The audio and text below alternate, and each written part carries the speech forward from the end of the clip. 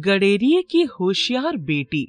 ये कहानी भारत के पहाड़ी इलाकों के एक छोटे से गांव की है। इस गांव में एक गरीब गडेरिया रहता था। उसकी बेटी सुमन बेहद बुद्धिमान और समझदार थी।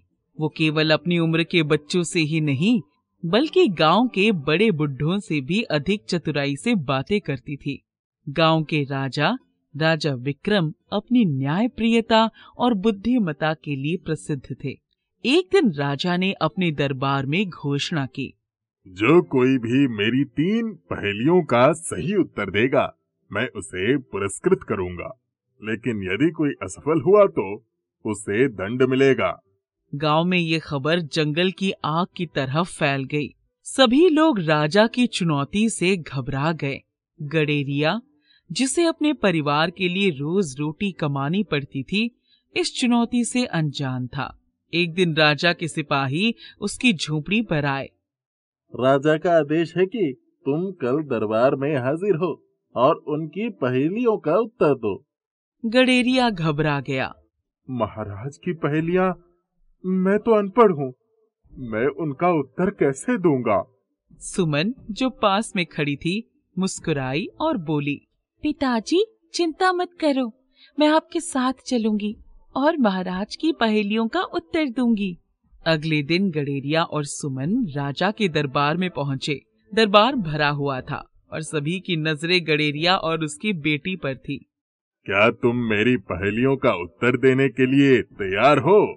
गडेरिया कुछ कहने ही वाला था कि सुमन ने आगे बढ़कर कहा, महाराज, मेरे पिता पहेलियों के उत्तर नहीं दे सकते, लेकिन मैं, उनकी बेटी, आपकी चुनौती का सामना करूंगी। राजा ने सुमन की हिम्मत देखकर कहा, ठीक है, पहली पहेली ये है, दुनिया में सबसे तेज चीज क्या है? सुमन ने मुस्कुराते हुए उत्तर दिया, महाराज, सबसे तेज चीज सोच है। एक पल में सोच वहां पहुंच सकती है जहां कोई और नहीं पहुंच सकता। राजकुमार मुस्कुराए और बोले, वाह, बहुत अच्छा उत्तर। अब मेरी दूसरी पहेली ये है, दुनिया में सबसे कीमती चीज क्या है? सुमन ने उत्तर दिया, सबसे कीमती चीज समय है। ये एक बार चला जाए तो कभी वापस नहीं आता। राजा ने तालियां बजाई। वाह, शानदार। अब तीसरी और आखिरी पहेली, दुनिया में सबसे मजबूत चीज क्या है? सुमन ने थोड़ी देर सोचा और फिर बोली, सबसे मजबूत चीज विश्वास है। एक बार टूट जाए तो उसे वापस बनाना मुश्किल होता है। राजा सुमन की बुद्धिमत्ता से बेहद प्रभावित हुए। चमत्कार, तुम्हारे उत्तरों ने मुझे बहुत प्रभावित किया है। इतनी छोटी उम्र में इतनी समझदारी। बताओ, तुम क्या इनाम चाहती हो? बोलो। सुमन ने विनम्रता से कहा, महाराज, मैं इनाम में कुछ नहीं चाहती, बस ये चाहती हूँ कि मेरे पिता को और गांव वालों को कभी ना सताया जाए। राजा ने उनकी विनम्रता और बुद्धिमत्ता की सराहना की। तुम्हारी सोच न केवल चतुराई भरी है, बल्कि दिल से भी गहरी है। मैं वादा करता हूँ कि तुम्हारे गांव वालों को हमेशा न्याय मिलेगा और तुम्हारे पिता को मैं अपनी देखभाल में रखूंगा। गडेरिया भावुक हो गया। महाराज, मेरी बेटी ने आज मेरा सिर गर्व से ऊंचा कर दिया है। राजा ने सुमन को अपने दरबार की सलाहकार बनाने का प्रस्ताव दिया। तुम्हारे जैसे बुद्धिमान लोग ही हमारे राज्य को बेहतर बना सकते हैं। सुमन ने कहा, महाराज, मैं हमेशा न्याय और सच्चाई का साथ दूंगी।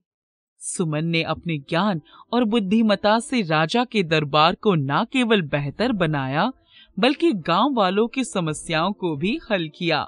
उसका नाम पूरे राज्य में प्रसिद्ध हो गया। इस तरह गडेरिया की बेटी ने साबित कर दिया कि शिक्षा और ज्ञान से बड़ा कोई धन नहीं। चाहे इंसान गरीब हो, लेकिन उसकी बुद्धि और विनम्रता उसे महान बना सकती है। रीतमपुर नामक एक सुंदर सा गांव था। वहाँ के लोग बहुत ईमानदार और नेक दिल के थे। वो एक छोटा सा गांव था और वहाँ के लोगों का रहन सहन भी बहुत साधारण सा था। गांव के सभी लोग आपस में बहुत प्यार से रहते थे। जब भी किसी एक को कोई समस्या आती तो वे सारे लोग मिलकर उनकी समस्या सुलझाते। उसी गांव में नैना नाम की एक लड़की रहती थी। वो अपने बुजुर्ग माँ बाप के साथ रहा करती थी।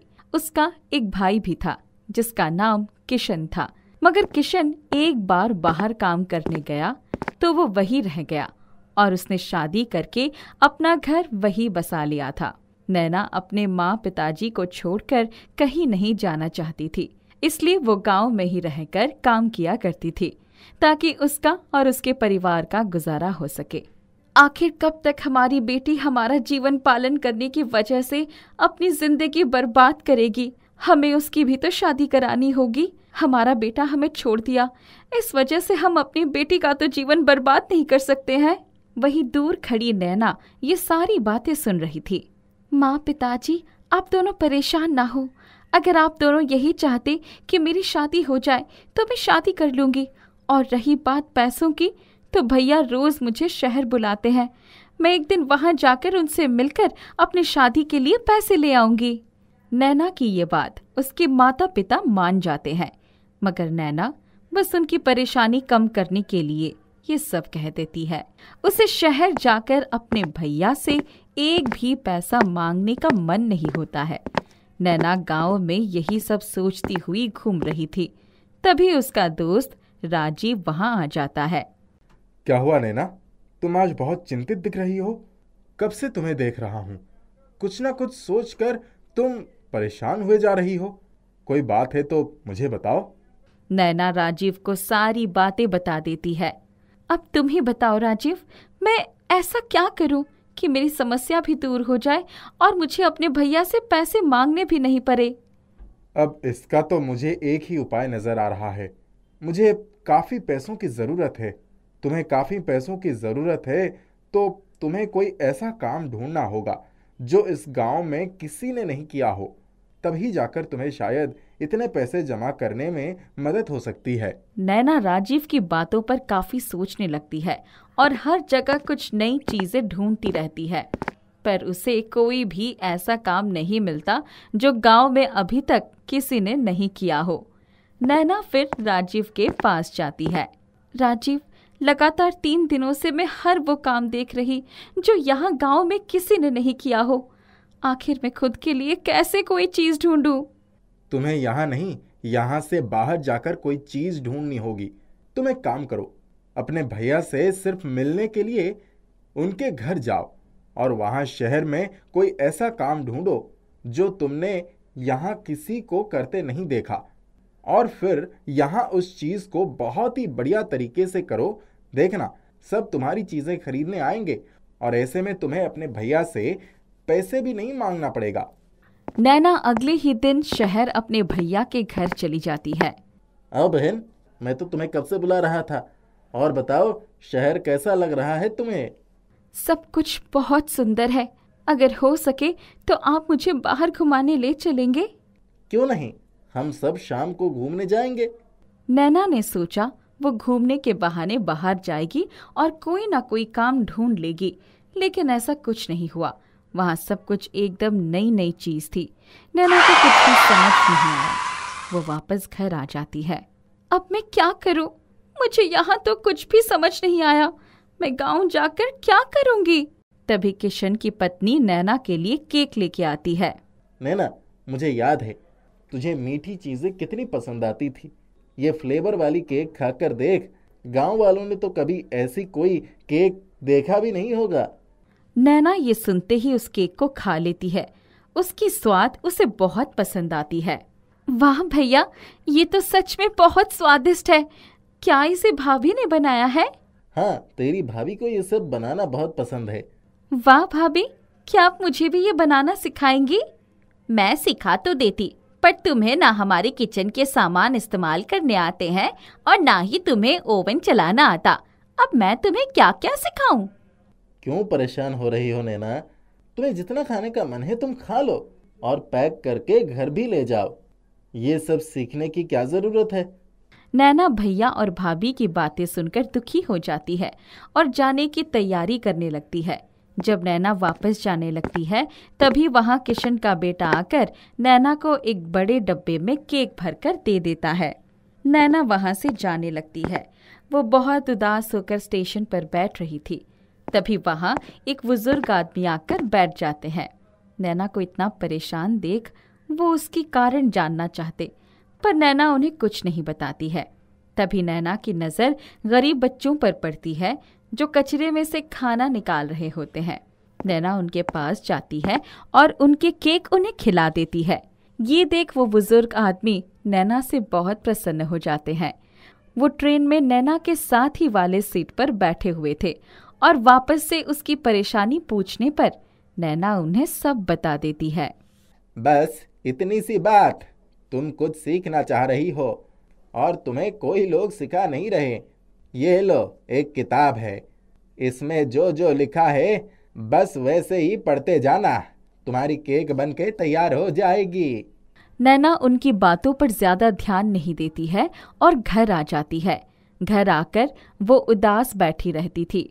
फिर उसने सोचा क्यों ना एक बार उस किताब की इस्तेमाल किया जाए। नैना ने अपने किचन में बैठकर उस किताब में केक बनाने की विधि को पढ़ने लगती है। जैसे ही उसने विधि पढ़ी, उसने देखा उसके सामने एक बड़ा सा केक तैयार था। ये कैसे हुआ? आखिर ये केक बना कैसे? वो भागती हुई राजीव के पास जाती है और उसे सारी बातें बताती है। जरूर वो कोई आम आदमी नहीं होगा।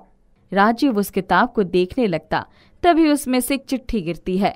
उसमें लिखा हुआ था, नैना, तुम एक बहुत नेक दिल लड़की हो। मैंने तुम्हें उन बच्चों को अपना केक खिलाते हुए देखा और मैं तुम्हें अपना ये जादुई केक बनाने वाला किताब दे रहा हूँ। अब तुम्हें कभी किसी और से कुछ सीखने की जरूरत नहीं है। बस तुम्हें कैसे केक चाहिए इस किताब को बताओ, वो तुम्हें बिल्कुल वैसा केक बना के देगा। ये पढ़ते ही दोनों बहुत खुश हो जाते हैं और नैना पूरे गांव में सभी को नए नए प्रकार के केक बनाकर बेचा करती थी। उसके माँ पिताजी बहुत खुश थे। नैना को महसूस होता है राजीव ही वही सही लड़का है जिससे उसे शादी करना चाहिए। दोनों की शादी धूमधाम से हो जाती है। अब दोनों मिलकर जादुई केक बनाते और गांव शहर दोनों जगह बेचा करते थे। नैना और राजीव दोनों ने मिलकर अब तक बहुत पैसे कमा लिए थे। राजीव, चलो हम ऐसे जगह चलते हैं जहाँ केक बनाना सिखाते हो। मैं खुद केक बनाना सीखना चाहती हूँ। अब तो हमारे पास इतने पैसे हैं कि मैं कहीं बाहर जाकर ये सीख सकती हूँ। ठीक है, जैसी तुम्हारी इच्छा। नैना केक बनाना सीखने लगती है और अब वो खुद से बिना किताब की मदद से ही स्वादिष्ट केक बना लिया करती थी। नैना उस किताब की मदद लेना बंद कर देती है और अब खुद ही बहुत स्वादिष्ट केक बनाकर बेचा करती थी। उसने कुछ लोगों को अपने साथ काम पर भी रख लिया था। अर्पित भैया, दरवाजा खोलो, जल्दी उठो भैया। अरे धीरज, वो भी इतनी रात को, बात क्या है? भैया, आसमान से आफत बरस रही है, पूरी बस्ती में पानी भर गया है, सब बर्बाद हो गया, सबकी जान आफत में है भैया। अरे तो तुम ऐसा करो, सबको यहाँ ले आओ। ये जगह बस्ती से काफी ऊंचाई पर है। अब जल्दी जाओ, तब तक मैं सबके रहने का इंतजाम करता हूँ। ठीक है भैया, ठीक है, बहुत बहुत शुक्रिया, भगवान तुम्हारा भला करे। इतना कहकर धीरज वहाँ से चला गया। अरविंद एक छोटी सी झोपड़ी में अपने पत्नी और बच्चे के साथ रहता था। वो उसी पहाड़ी के ठीक नीचे बसी थी। कई साल पहले अरविंद भी उसी बस्ती में रहा करता था, लेकिन फिर दूसरी बिरादरी की लड़की से शादी करने की वजह से बस्ती वालों ने वहां उसे रहने नहीं दिया। मजबूर होकर अरविंद को सबसे दूर उस पहाड़ी पर रहना पड़ा। लेकिन जब बस्ती वालों पर भयंकर बारिश मुसीबत बनकर बरसी तो उसने एक पल भी नहीं सोचा और फौरन उन सब की मदद के लिए तैयार हो गया। आखिर जरूरत क्या है इतना महान बनने की?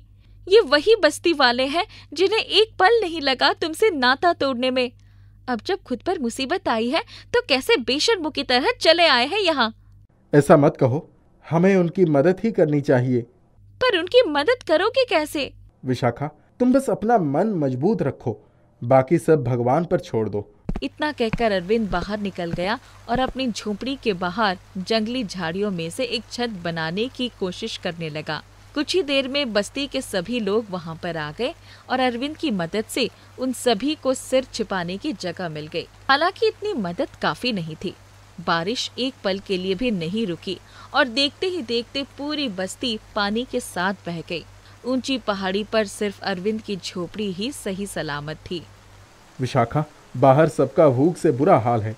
अब चलो, मैं तुम्हारी मदद करता हूँ। मिलकर सबके लिए कुछ पका लेते हैं। क्या पकड़ोगे चूल्हे पर चढ़ाने के लिए? कुछ होना भी तो चाहिए। ये देखो, बस एक लाल भुट्टा रखा है जो हमारे लिए भी काफी नहीं है। और तो और न जाने क्यों ये लाल हो गया है। अब क्या होगा? उदास होकर अरविंद अपनी झोपड़ी में बैठकर भगवान को हाथ जोड़कर याद करने लग गया। भैया परेशान ना हो, बस ये बारिश थम जाए, फिर सब अपना ठिकाना ढूंढ ही लेंगे। नहीं धीरज, ऐसा मत कहो। तुम सब जब तक चाहो यहाँ रह सकते हो। दुख तो इस बात का है कि मैं चाहकर भी तुम लोगों के लिए कुछ नहीं कर पा रहा हूँ। मैं जानता हूँ कि तुम सब भूखे हो और मेरे पास राशन के नाम पर बस एक लाल भुट्टा ही है।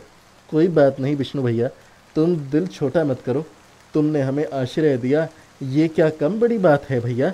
और भगवान ने चाहा तो फिर से सब ठीक हो जाएगा। धीरज की बातों ने अरविंद को बड़ी हिम्मत दी और वो उस पर लाल भुट्टे को देखते हुए भगवान से हाथ जोड़कर प्रार्थना करने लगता है। सुनो जी, राजू भूख के मारे रोए जा रहा है। लाओ वो लाल भुट्टा मुझे दे दो। मुझे कम से कम अपनी औलाद के साथ कुछ बच्चों का पेट तो भर लेने दो। लाल भुट्टे को आग में सेंकते ही उसकी खुशबू हर तरफ महकने लगी, जिसने बाहर बैठे सभी लोगों की भूख और बढ़ा दी। बहन, तुमने कुछ पकाया है क्या? बहन, तुम थोड़ा सा खाना मुझे दे दो।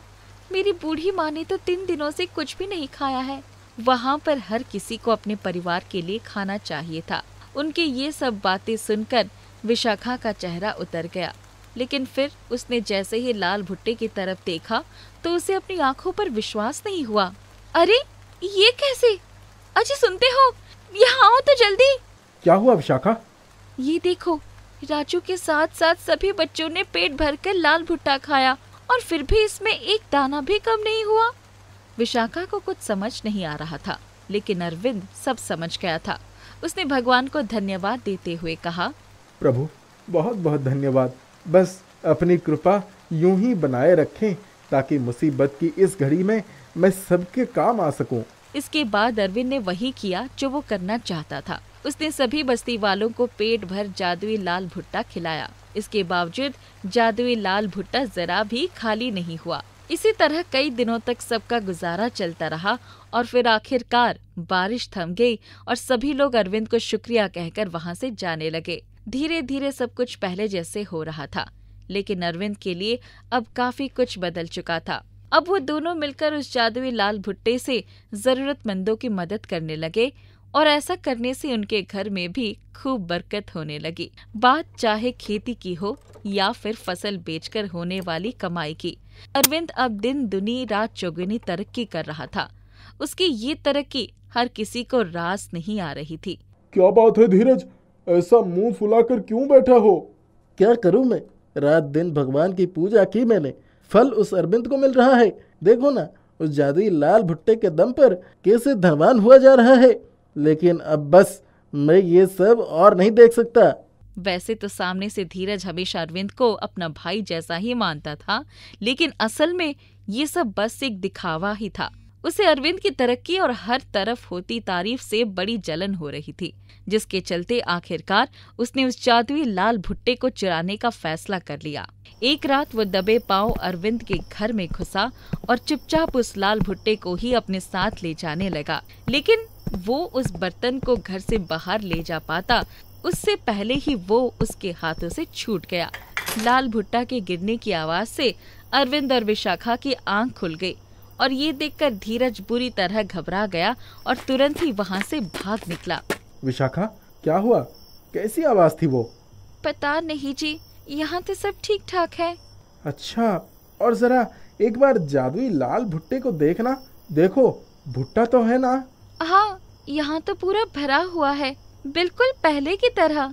विशाखा की बात सुनकर अरविंद ने एक बार फिर सर झुकाकर भगवान को प्रणाम किया और फिर वो दोनों चैन की नींद से सो गए। घर में कई दिनों से पैसे को लेकर रमेश और लीला के बीच में तकझक होती रहती थी। लीला कोठियों में काम करती थी, रमेश साइकिल की दुकान पर काम करता था। घर का खर्चा चलना मुश्किल हो जाता था। एक दिन, लीला, वो लीला, कहाँ हो तुम? आ रही हूँ। क्या हो गया? क्यों इतना शोर मचा रहे हो? अरे सुनोगी तो तुम भी शोर मचाने लगोगी। अरे बताओगे भी कि पहेलियां ही बुझाओगे? मेरी तनख्वाह बढ़ गई है। क्या कह रहे हो? सच्ची? हाँ सच्ची, पूरे 1000 रुपए बढ़ जाएंगे। पर एक मुश्किल है। वो क्या? अब से अक्सर मुझे दूसरे शहर भी जाना पड़ेगा। क्यों? काम ही ऐसा है, पैसे ऐसे ही थोड़े बढ़ते हैं। साइकिल की दुकान है ना, तो वो लोग हर महीने साइकिल की रेस आयोजित करते हैं। घर में खुशी का माहौल था, दोनों खुश थे। 2 साल बाद उनका बेटा हुआ, खर्च बढ़ गया, लीला का काम बढ़ गया था। अब वो थोड़ा चिड़चिड़ी हो गई थी। एक दिन, तुम तो हमेशा बाहर चले जाते हो, मुझे घर का सारा काम और बच्चा दोनों देखना पड़ता है।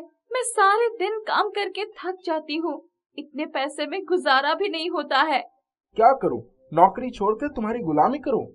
अब अक्सर दोनों के झगड़े का अंत मारपीट में तब्दील होता जाता था।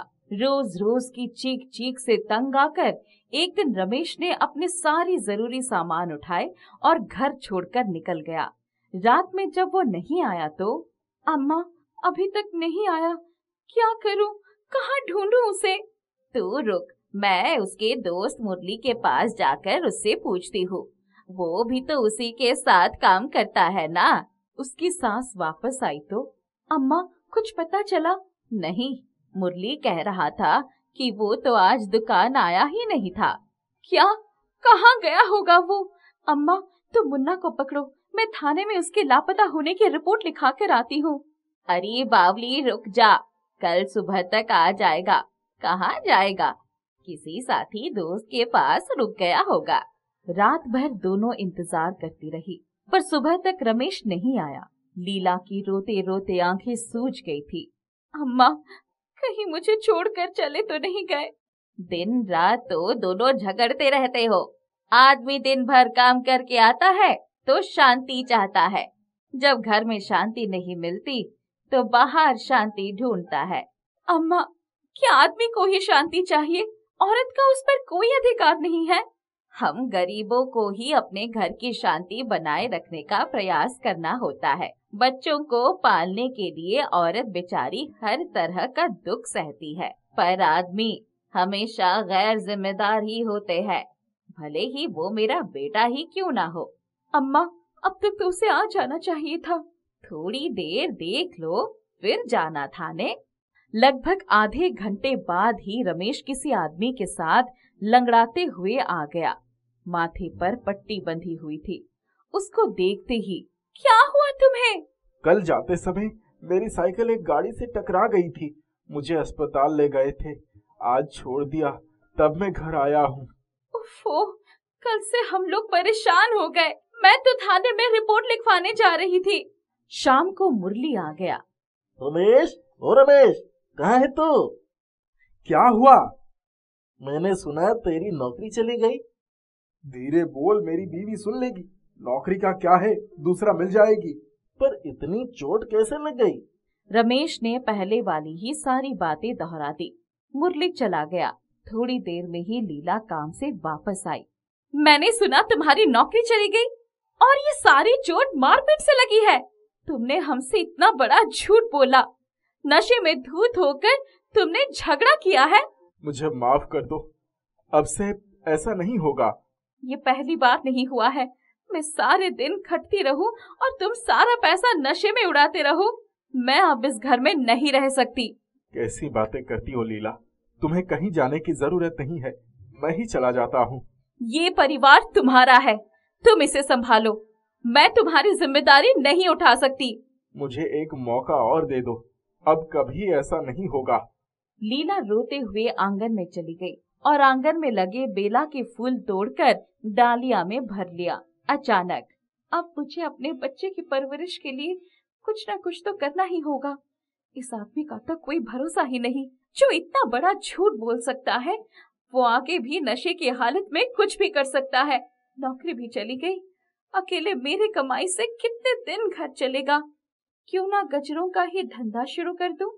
लीला ने सारे फूलों का गजरा बनाया, उनको कपड़े में लपेटा और अपनी कोठी की तरफ चली गई। वहां जाकर, मैडम ये फूल और गजरे आप लगाकर देखना, अच्छे होंगे तो पैसे दे देना, वरना मैं वापस ले जाऊंगी।